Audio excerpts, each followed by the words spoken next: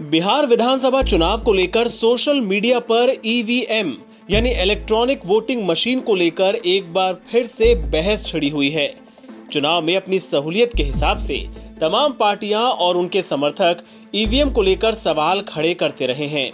यूं तो ईवीएम में गड़बड़ी और उसे हैक किए जाने की बातें कई बार होती रही हैं, लेकिन इसे कभी साबित नहीं किया जा सका है।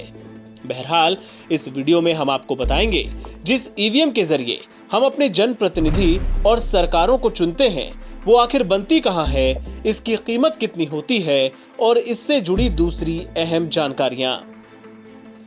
कब से शुरू हुआ ईवीएम का इस्तेमाल? ईवीएम का आम उपयोग वोट करने और मतों की गिनती में होता है। भारत में ईवीएम का इस्तेमाल ज्यादा पुराना नहीं है। पहली बार इसका उपयोग 1982 में केरल के नॉर्थ परावूर विधानसभा निर्वाचन क्षेत्र में हुआ था। उस समय इसे महज कुछ ही बूथों पर तैनात किया गया था।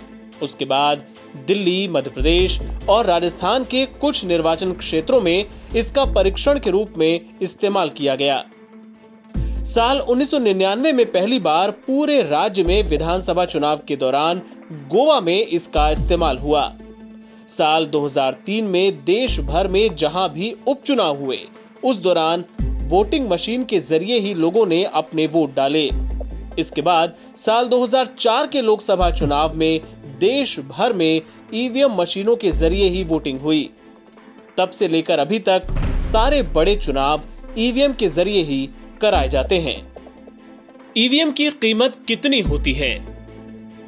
1989-90 के दौरान जब पहली बार ईवीएम मशीन खरीदी गई थी तो इसकी कीमत 5,500 रुपए पड़ी थी।